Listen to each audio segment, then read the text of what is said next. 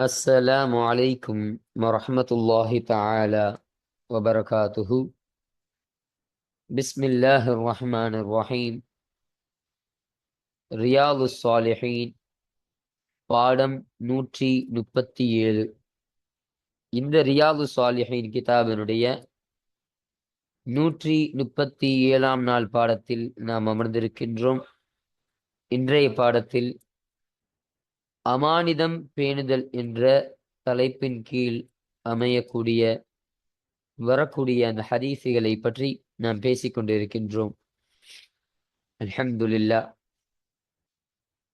நம்முடைய ஜாமியா ரகீப் எஜுகேஷனல் ட்ரஸ்டின் மூலமாக பல தீன் சம்பந்தப்பட்ட சேவைகளையும் பல துன்யா சம்பந்தப்பட்ட சேவைகளையும் நாம் செய்து கொண்டிருக்கின்றோம்.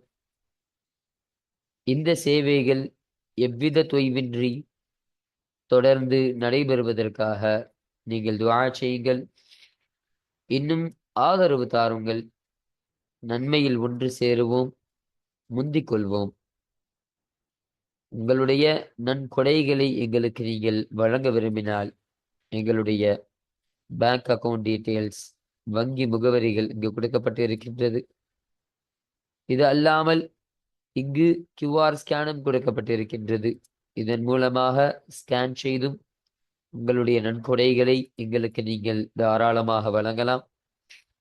அல்லாஹு தஆலா உங்கள் வாழ்நாளை மென்மேலும் பரக்கத்தானதாக ஆக்கி வைப்பானாக.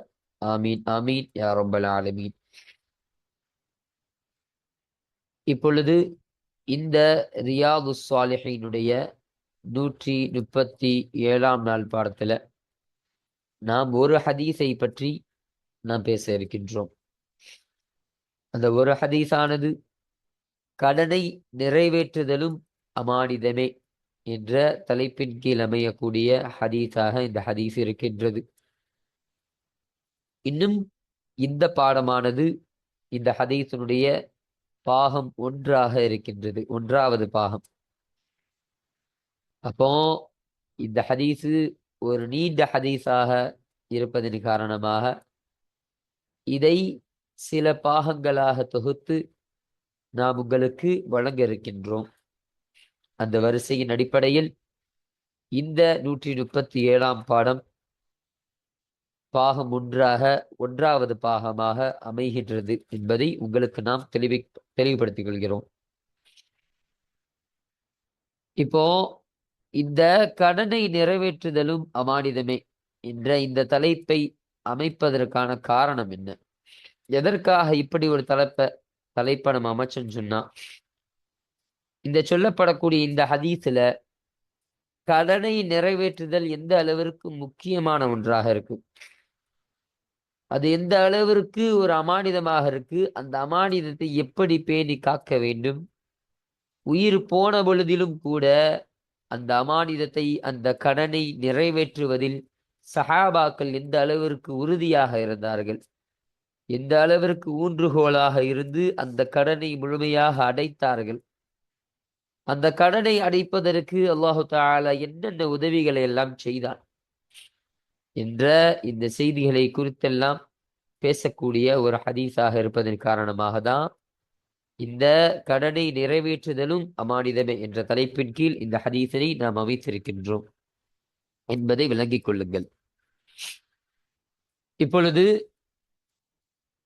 இந்த ஹதீஸ்ல சொல்லப்படக்கூடிய அந்த விஷயங்களை, அந்த கருத்துக்களை நம்ம பார்ப்போம். என்னன்னா, இந்த ஹதீஸுடைய அறிவிப்பாளரான அப்துல்லாஹ் இப்னு ஸுபைர் ரலியல்லாஹு அன்ஹு அவர்கள் இருக்கின்றார்கள். அப்போ அப்துல்லாஹ் இப்னு ஸுபைர் ரலியல்லாஹு அன்ஹு அறிவிக்கிறாங்க இந்த ஹதீஸை. அவங்க என்ன சொல்றாங்கன்னா, ஜமல் போர், அப்போ ஒட்டகை போர் என்று சொல்லப்படக்கூடிய ஒரு போர் இருந்துச்சு. அந்த போர்ல என்னுடைய தந்தையான ஸுபைர் ரலியல்லாஹு அன்ஹு அன்னவர்கள் கலந்து கொண்டிருந்தார்கள்.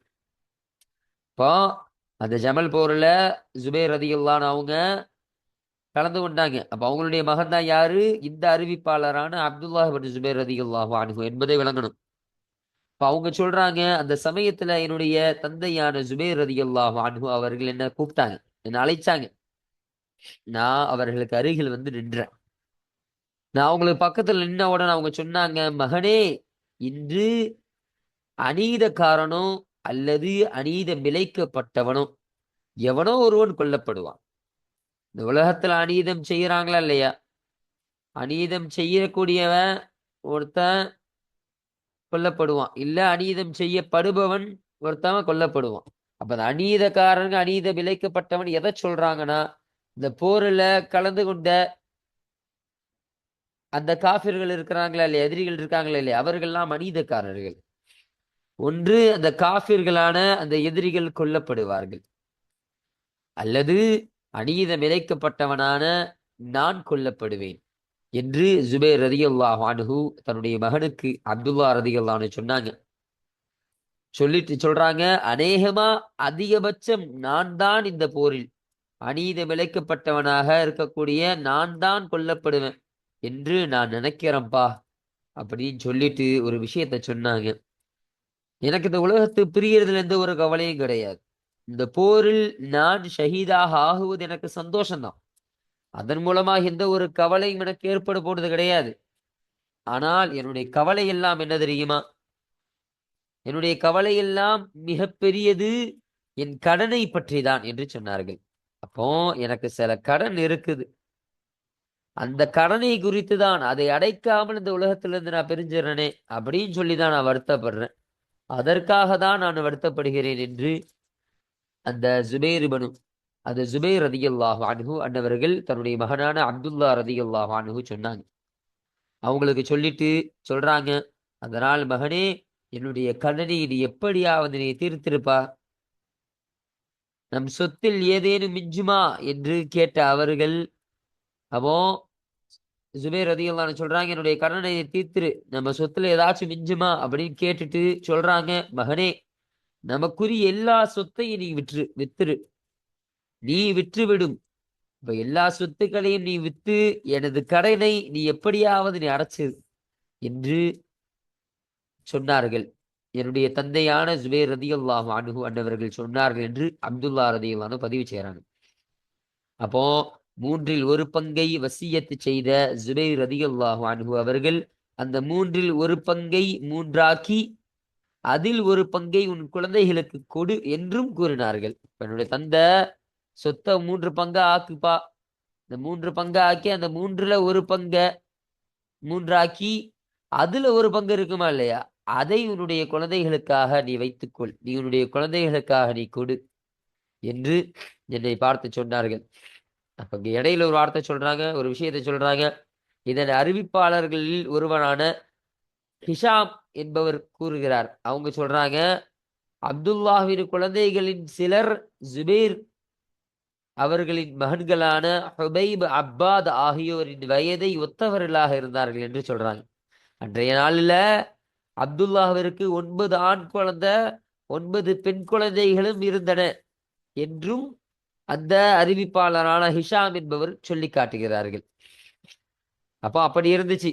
அப்போ மேலும் சொல்றாங்க, அந்த அப்துல்லா ரதியல்லான்னு சொல்றாங்க, சுபே ரதியல்லாஹு அன்ஹு என்னுடைய தந்தை எனக்கு சொன்னாங்க, மகனே, இதிலிருந்து கடன் அடைக்க நீ எதையும் பெற்றுக்கொள்ளவில்லை என்று சொன்னால் இது குறித்து என் எஜமானிடம் நீ உதவிகள், என் சொத்தெல்லாம் வச்சு உன்னால கடன் அடைக்க முடியலன்னு சொன்னா என்னுடைய எஜமான் இருக்கான இல்லையா, என்னுடைய எஜமான்ட்ட நீ உதவி எடுத்துக்கொள், உதவி கேட்டு அவன் மூலமாக நீ இந்த கடனை நிறைவேற்றிக்கொள் என்று ஜுபைர் ரதியல்லாஹு அன்ஹு அவர்கள் சொன்னார்கள். அப்போ அவங்க சொல்றாங்க, யாரு, அப்துல்லா பின் ஜுபைர் ரதியல்லாஹு சொல்றாங்க, அல்லாஹ் மீது சத்தியமாக என் வாப்பா எனக்கு என்ன சொன்னாங்கன்னு தெரியல, என்னுடைய எஜமான்ட்ட கேட்டுங்கன்னு சொன்னப்ப எனக்கு ஒன்றும் புரியல, யாரை எஜமான்னு சொல்றாங்க, இந்த உலகத்துல யார் எஜமான் இருக்கிறாங்க எனக்கு விளங்கலையே அப்படின்னு விளங்காம நான் கேட்டேன், தந்தையே, வாப்பாவே, உங்களுடைய எஜமான் யாரு, எஜமான்னு சொல்றீங்களா, அவர்கள் யார் என்று கேட்ட பொழுது அதற்கு என்னுடைய தந்தை சொன்னார்கள், என்னுடைய எஜமானானவன் அல்லாஹு ரப்புல் ஆலமீனாக இருக்கிறான், அல்லாஹுதான் என்னுடைய எஜமான். அப்போ அவரின் கடனை நான் நிறைவேற்ற சிரமம் அடையும் போதெல்லாம் ஜுபைரின் எஜமானே, அவரது கடனை அவரை விட்டு நீக்கு என்று நான் துஆ செய்யக்கூடியவனாக இருப்பேன் என்று அப்துல்லாஹ் இப்னு ஜுபைர் ரலியல்லாஹு அன்ஹு அன்னவர்கள் சொல்லித் தருகிறார்கள். அப்போ அப்படி நான் துவா கேட்ட உடனே அல்லாஹு தாலா அவருடைய கடனை நிறைவேற்றுவான் என்று அப்துல்லா பின் ஜுபைர் ரலியல்லாஹு சொன்னாங்க. அப்போ அவர்களுடைய தந்தையான என்னுடைய தந்தையான அந்த ஜுபைர் ரலியல்லாஹு அன்ஹு அன்னவர்கள் அந்த போரில் கொல்லப்பட்டார்கள். கொல்லப்பட்ட பொழுது அவர்கள் தீனாரோ இல்ல திர்ஹமோ அவர்கள் விட்டு செல்லல. ஆனால் சில நிலங்கள் இருந்தன என்று சொல்லி காட்டுறாங்க. தீனாரோ திர்ஹமோ எந்த ஒரு காசுகளையும் எந்த ஒரு தொகையோ கொடுத்துட்டு அவங்க போரில் ஒஃபாத் ஆகல. மாறாக சில நிலங்கள் வைத்திருந்தார்கள் என்னுடைய தந்தை, என்னுடைய வாப்பா. அப்போ அந்த நிலங்கள் என்னன்னு சொன்னா, ஒரு காடு இருந்தது, எங்களுக்கு சொந்தமான ஒரு காடு இருந்தது. மதீனாவில் 11 வீடுகள் இருந்தது. பசராவில் 2 வீடுகள் இருந்தது. கூஃபாவில் ஒரு வீடு, எகிப்தில் ஒரு வீடு ஆகியவை அந்த நிலங்கள் அடங்கும் என்று சொல்றாங்க. இப்ப இந்தந்த நிலங்கள்லாம் எங்களுக்கு சொந்தமாக இருந்தது என்று அவர்கள் சொல்லித் தருகிறார்கள். அவருக்கு இவ்வளவு அதிகமான கடன் ஏற்பட்டதற்கான காரணம் என்னன்னா, ஒருவர் அவரிடம் வந்து தன் பொருளை அமானிதமாக வைப்பார். என்னுடைய தந்தை இவ்வளவு கடனுக்கு சொந்தக்காரராக இவ்வளவு பாதிக்கப்பட்டதுக்கு காரணம் என்ன? ஒருத்தவர் என்னுடைய தந்தை இடத்துல வாப்பா இடத்துல ஒரு பொருள் அமானிதமாக வச்சாரு. ஆனால் அவரிடம் ஜுபைர் ரலியல்லாஹு அன்ஹு அன்னவர்கள், இல்லை, இது என்னிடம் கடனாக இருக்கட்டும், அமானித பொருட்கள் என்னிடம் வீணாகி விடுவதை நான் பயப்படுகிறேன் என்று என்னுடைய தந்தை கூறக்கூடியவர்களாக இருந்தார்கள். அவர்கள் அறவே தலைமை பதவியில் இருந்ததில்லை. வரி வசூலும் செய்யும் பொறுப்பையோ வேறு எதையுமே ஏற்றதும் இல்லை என்று சொல்றாங்க. அப்ப அந்த நபர் கேட்ட உடனே ஒரு அமானிதமான ஒரு பொருளை வச்சு அதான் கேட்டாங்க, இதை வச்சுக்கீங்க நீங்க, நான் இதை அமானிதமா வைக்கிறேன் அப்படின்னு தான் சொன்னாங்க. ஆனா அந்த ஜுபைர் ரலியல்லாஹு அன்ஹு என்னுடைய தந்தை என்ன சொன்னாங்கன்னா, இது எனக்கு அமானிதெல்லாம் இல்லை, இதை நான் கடனாக வச்சிருக்கிறேன். இந்த அமானித பொருள் என்னை விட்டு தவறி போடுறதை நான் பயப்படுறேன். அதனால இதை நான் கடனாக நான் யூஸ் பண்ணிக்கிறேன், நான் பிறகு தரேன் அப்படின்னு சொல்லி வாங்கி கொண்டார்கள். அதனால்தான் இப்படி ஒரு கடனில் அவர்கள் சிக்கி கொண்டார்கள் என்று சொல்றாங்க. இன்னும் அவங்க சுத்தமா தலைமை பதவியில இருந்ததே கிடையாது. என்னுடைய வாப்பா தலைமை பதவி விரும்பினது கிடையாது, அதுல இருந்தது கிடையாது. வரி வசூல் செய்யும் பொறுப்பையோ வேறு எதையுமே அவர்கள் ஏற்றதும் இல்லை, எந்த பொறுப்பையும் ஏற்கவும் மாட்டாங்க. ஆனா ரசூலுல்லாஹி ஸல்லல்லாஹு அலைஹி வஸல்லம் அவர்களுடனும் மற்றும் அபூபக்கர் ரதியல்லாஹு அன்ஹு, உமர் ரதியல்லாஹு அன்ஹு, உஸ்மான் ரதியல்லாஹு அன்ஹு ஆகியோரோடும் சேர்ந்து போரில் கலந்து கொண்டுள்ளார் என்று அப்துல்லாஹ் இப்னு ஜுபைர் ரலியல்லாஹு அன்ஹு சொன்னாங்க. அப்போ அவரிடம் உள்ள கடனை கணக்கிட்டேன். அப்போ அப்துல்லா சொல்றாங்க, அப்போ என் வாப்பா எவ்வளவு கடன் வச்சிருப்பாங்க நான் கணக்கெடுத்து பார்த்தேன். கணக்கெடுத்து பார்க்கும் பொழுது 22 லட்சம் என நான் பார்த்தேன். அப்போ 22 லட்சம் கடன் இருக்கு என்பதை நான் தெரிஞ்சு கொண்டேன். அப்போது என்னை ஹக்கீம் இப்னு ஹிஷாம் சந்தித்தார். என் சகோதர மகனே. அப்ப ஹக்கீம் இப்னு ஹிஷாம்னா யாரு? அந்த அப்துல்லா ரதியல்லாஹு அன்ஹு தந்தையான ஜுபைர் ரதியல்லாஹு அன்ஹு அன்னவருடைய சகோதரர். யாரு? அந்த ஹக்கீம் இப்னு ஹிஷாம் என்று சொல்லப்படக்கூடியவர்கள். அப்ப அவங்க என்னை சந்திச்சாங்க. சந்திச்சு சொன்னாங்க, என்னுடைய சகோதரன் மகனே, என் சகோதரருக்கு எவ்வளவு கடன் இருக்கு, அவர் எவ்வளவு கடன் வச்சிருக்கிறார் என்று என்னிடத்துல கேட்டாரு. அப்போ நான் சொன்னேன், அப்போ நான் 22 லட்சம் கடன் என்பதை நான் மறைச்சிட்டு 1 லட்சம் கடன் இருக்கின்றது என்று நான் என்னுடைய அந்த சிறிய தந்தைக்கு நான் சொன்னேன் என்று சொல்லி காட்டுறாங்க. அப்போ 1 லட்சம் தான் சொல்றாங்க. அல்லாஹின் மீது ஆணையாக உங்களின் சொத்துக்கள் இதற்கு ஈடாக அமையாது என்று ஹக்கீம் கூறினார். அப்போ என்னுடைய அந்த சிறிய தந்தை ஹக்கீமு அவங்க சொன்னாங்க, அல்லாஹின் மீது ஆணையா உங்கள் சொத்துக்கள் இதுக்கு ஈடாக, உங்க சொத்தை வித்தாலும் அந்த கடன் நீங்க அடைக்க முடியாதே அப்படின்னு என்னை பார்த்து சொன்னாங்க. அப்ப நான் சொன்னேன், 22 லட்சம் கடன் என இருந்தால் நீங்கள் என்ன நினைப்பீங்க? 22 லட்சம் கடன் இருக்குன்னு சொன்னா நீங்க என்ன எனக்கு சொல்லுவீங்க என்று நான் கேட்டேன். அதற்கு அவங்க சொன்னாங்க, இதற்கு நீங்கள் சக்தி பெற்றவர்களாக இல்லை, இதற்கு நீங்கள் இயலாத நிலையில் அடைந்தால் என்னிடம் உதவி கேட்டுக்கொள்ளுங்கள். நீங்க இதுக்கு சக்தி பெற மாட்டீங்க, அப்படி உங்களுக்கு ஏதாவது இயலாத ஒரு நிலைமை வந்துச்சுன்னா, ஒரு கஷ்டமான நேரம் வந்துச்சுன்னா என்னிடத்துல உதவி கேளுங்க, என்னால் முடிந்த சில உதவிகளை நான் செய்கிறேன் அப்படின்னு அவர்கள் என்னிடத்துல சொன்னார்கள் என்ற செய்தியை பதிவு செய்யறாங்க. அடுத்தபடியாக சொல்றாங்க, என்னுடைய தந்தையான ஜுபைர் ரலியல்லாஹு அன்ஹு அவர்கள் அந்த காட்டை 1,70,000 1,70,000 வாங்கியிருந்தார்கள். அப்போ கிட்டத்தட்ட ஒரு 1.25 லட்சத்துக்கு அந்த காடை வாங்கினாங்க.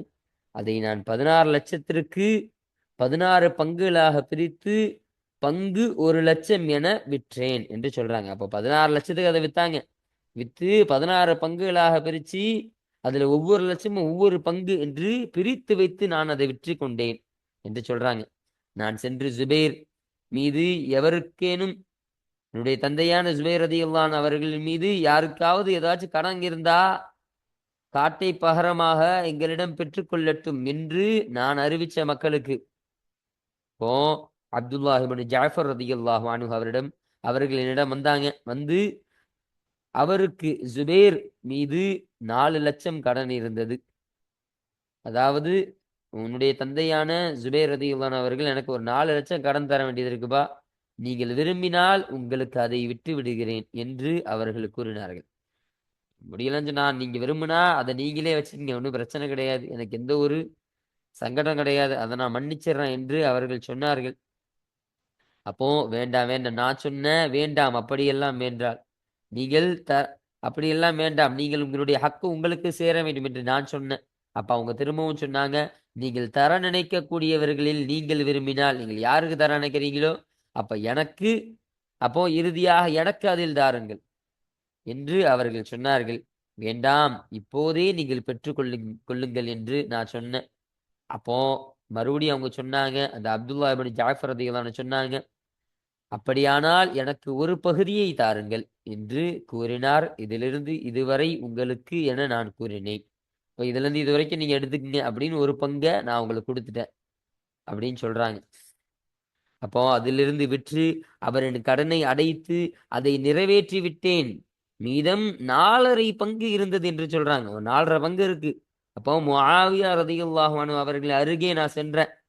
அவர்களிடம் அம்ர் இப்னு உஸ்மான், முந்திர் இப்னு ஜுபைர், இப்னு சம்ஆ ஆகியோர் இருந்தனர். இந்த 3 நபர்கள் இருந்தாங்க.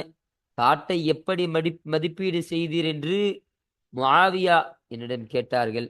அப்போ ஒவ்வொரு பங்கும் 1,00,000 என்றேன். எவ்வளவு பங்கு மீதம் உள்ளது என முஆவியா ரலியல்லாஹு கேட்டாங்க.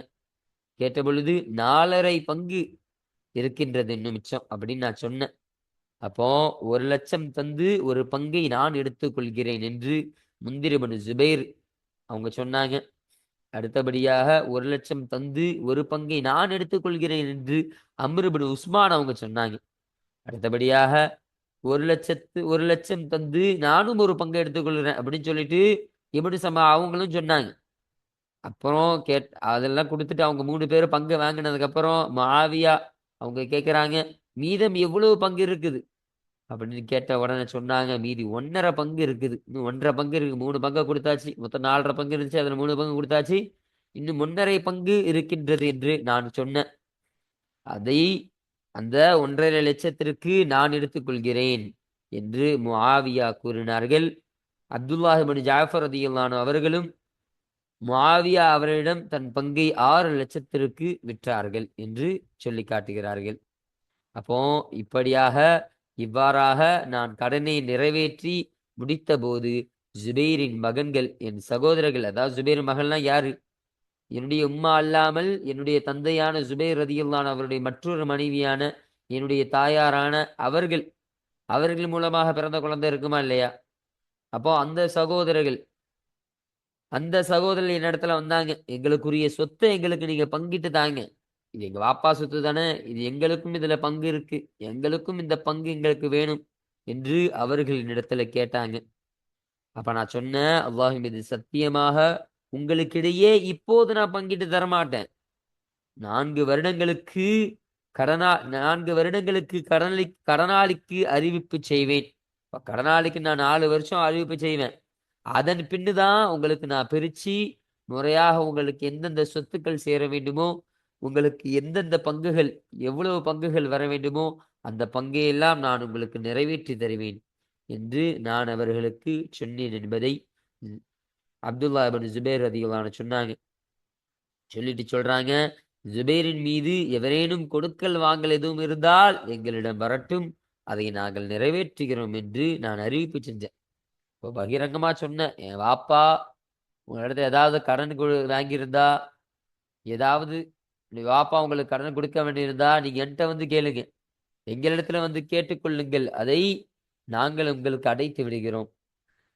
அதை நாங்கள் உங்களுக்கு பங்கு செய்து உங்களுக்கு நாங்கள் அந்த கடனை முழுமையாக அடைத்து விடுகிறோம் என்று நான் பகிரங்கமாக அறிவிப்பு கொடுத்தேன். அப்போ ஒவ்வொரு வருடமும் கடனாளிகள் விஷயமாக அறிவித்தேன். இப்போ ஒவ்வொரு வருஷமும் இப்படி கடனாளி யாரெல்லாம் இருக்காங்க உங்களுக்கு நான் அறிவிப்பு செஞ்சேன். 4 வருடம் முடிந்தபோது அவர்களுக்கிடையே பங்கு வச்சேன். இப்போ 4 வருஷம் ஆச்சு. அந்த 4 வருஷத்துல எல்லா கடனாளிகளுக்கும் அந்த கடனை அடைச்சி எல்லாத்துக்கும் அந்த கடனை செட்டில் பண்ணியாச்சு. எல்லா லோனும் முடிஞ்சுச்சு. அப்போ முடிஞ்சதற்கு அப்புறம் அதுக்கப்புறம் தான் என்னுடைய சகோதரர்களான என்னுடைய பாப்பாவினுடைய தந்தையினுடைய அந்த பிள்ளைகளான அவர்களுக்கு நான் பங்கீடு செய்து அவர்களுக்கு சேர வேண்டிய அந்த சொத்துக்களை நான் முறையாக அவர்களுக்கு நான் பிரித்து கொடுத்தேன் என்று அப்துல்லா பின் ஜுபைர் ரலியல்லாஹு அன்ஹு சொன்னாங்க. அப்போ 1/3 பங்கு வசியத்திற்கு ஒதுக்கினேன். அப்போ 1/3 பங்கு எடுத்து வசியத்திற்காக நான் வச்சுக்கிட்டேன். வசியத்து செய்வதற்காக. ஜுபைர் ரலியல்லாஹு அன்ஹு அவர்களுக்கு 4 மனைவியர் இருந்தனர் என்று சொல்றாங்க. அப்போ முதல்ல மொத்தம் அந்த ஜுபைர் ரலியல்லாஹு அன்ஹு இருக்காங்களா இல்லையா, அவங்களுக்கு மொத்தம் 4 மனைவி இருந்ததாம். ஒவ்வொரு மனைவியருக்கும் 12 லட்சம் கிடைத்தது. அவரின் சொத்து முழுவதும் 5 கோடியே 2 லட்சம் மதிப்புக்கு இருந்தது. அப்ப இது எல்லாமே இந்த 5 லட்சம் 10 லட்சம் அப்படின்னு சொல்லிட்டு வரமா இல்லையா, இதெல்லாம் இந்தியன் ருபீஸ் படி கணக்குல போட்டுக்கிறோம். புரிதுங்களா, நமக்கு வகுத்து தராங்க கிதாபில். இப்போ இதுக்கு முன்னாடி அந்த அரபுனுடைய காலத்துல அந்த தீனார் திர்ஹத்தினுடைய அந்த ரீதியில தான் காசு பிரிச்சிருப்பாங்க. அந்த பணத்தினுடைய அந்த மதிப்பை பிரிச்சிருப்பாங்க. இது நமக்கு இந்த ஹதீஸ் நம்ம விளங்குறதுக்காக நம்ம இப்படி நம்ம கோடி எத்தனை கோடி எத்தனை லட்சம் என்பதை நம்முடைய இந்தியா ரூபாய் படி இந்தியாவினுடைய அந்த காசின்படி நம்ம தொகையின்படி அதை நாம் உங்களுக்கு தொகுத்து வழங்குறோம். சரிங்களா? பாருங்க. அப்போ ஜுபைர் ரலியல்லாஹு அன்ஹு அவங்களுக்கு மொத்தம் 4 மனைவி இருந்து சொல்றாங்க. ஒவ்வொரு மனைவிக்கும் 12 லட்சம் கிடைச்சிச்சு. அப்படி பிரிச்சு பார்த்து அப்படி வித்ததுல எடுத்ததுல மொத்தம் 12 லட்சங்கள் ஒவ்வொரு மனைவிக்கும் நான் பங்கு கொடுத்தேன். 12 லட்சம் நான் நிறைவேற்றிட்டேன். அப்போ அவங்களோட மொத்த சொத்து எவ்வளவு இருந்துச்சுன்னு சொன்னா 5 கோடியே 2 லட்சம் மதிப்புக்கு இருந்தது என்று சொல்லி தருகிறார்கள். இப்போ கிட்டத்தட்ட ரவுண்டா சொல்ல போனா ஒரு 5 கோடி சொத்து இருந்தது என்று அப்துல்லாஹ் இப்னு ஜுபைர் ரலியல்லாஹு அன்ஹு அன்னவர்கள் சொல்லி தருகிறார்கள். அப்போ இந்த செய்தியை தான் இந்த ஹதீஸ்ல நமக்கு சொல்லி தருகிறார்கள். அப்போ தன்னுடைய தந்தையான அந்த ஜுபைர் ரலியல்லாஹு அன்ஹு அவர்கள் மரணித்த பொழுதும் மரணிப்பதற்கு முன்னாலும் அந்த என்னுடைய கடனை நீ எப்படியாவது நிறைவேற்றுவா, இது எப்படியாவது நிறைவேற்றி விட்டுரு, எப்படியாவது நீ என்னுடைய சொத்துக்களை வித்தெல்லாம் கூட என்னுடைய கடனை நிறைவேற்றுன்னு சொல்ல காரணம் என்ன, அந்த கடனை ஒரு அமானிதமாக அவங்க வாங்கியிருந்தாங்க. அப்ப கடனுங்கிறதே பொதுவா ஒரு அமானிதம் தான். இப்போ எதனால உங்களுக்கு இந்த கடன் ஏற்பட்டுச்சு நமக்கு சொன்னாங்க காரணம். ஒருத்தவர் அமானித பொருளை கொடுக்கறதுக்காக வந்தாரு, அந்த பொருளை நான் கடனாக எடுத்துக்கொள்கிறேன் என்று ஜுபைர் ரலியல்லாஹு அன்ஹு சொல்லி அந்த இதுல கொஞ்சம் மாட்டிக்கிட்டாங்க, சிக்கிக்கிட்டாங்க. அதனால்தான் இந்த கடனுக்கு அவர்கள் சொந்தக்காரர்களாக ஆயிட்டாங்க. புரியுதுங்களா? இப்ப இதுக்கானதான் சொல்ல வராங்க. அப்ப இந்த கடனாக நம்ம பெற்ற அந்த தொகையை எப்படி நிறைவேற்றணும், எந்த அளவிற்கு அதில் கவனமாக இருக்கணும் என்பதை நம்ம இந்த ஒரு சம்பவத்தை வைத்து நாம் விளங்கிக் கொள்ளலாம். அப்போ அதன் காரணமாக தான் கடனை நிறைவேற்றுதலும் அமானிதமே என்ற தலைப்பின் கீழ் இந்த ஹதீஸினை நாம் அமைத்திருக்கிறோம். அப்ப கடனை நிறைவேற்றுவது அமானிதம் என்பதை விளங்கிக்கிறோம். புரியுதுங்களா? அப்ப ஒரு அமானிதத்தை நிறைவேற்றுவது என்பது அல்லாஹு தஆலா விரும்பக்கூடியவனாக இருக்கிறான்.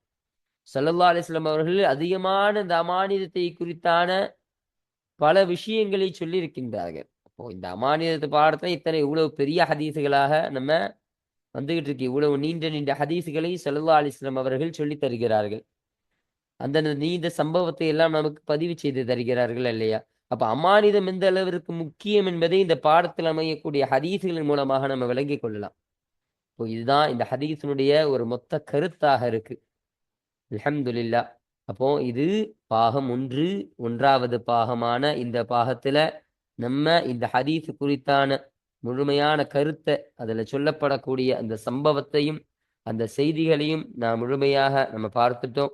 இது உங்களுக்கு நல்ல ஒரு பிரயோஜனமாக இருக்கும் என்பதை நாம் உணர்கிறோம். அப்போ இந்த கருத்தை நம்ம பார்த்தாச்சு இன்றைய பாடத்துல. இப்போ பாகம் 2ஆம் பாகமான அடுத்த பாடத்துல இன்ஷா அல்லாஹ் இந்த ஹதீஸை குறித்தான அந்த விஷயங்களை, அந்த ஹதீஸிற்கான அந்த தர்ஜிமாவையும் அதற்கான கூடுதல் விளக்கத்தையும் நம்ம அடுத்த பாடத்தில் இன்ஷா அல்லாஹ் நாம் பார்ப்போம். வாஹிரு தஅவானா அனில் ஹம்துலில்லாஹி ரப்பில் ஆலமீன். அஸ்ஸலாமு அலைக்கும் வரஹ்மத்துல்லாஹி தஆலா வபரகாத்துஹு.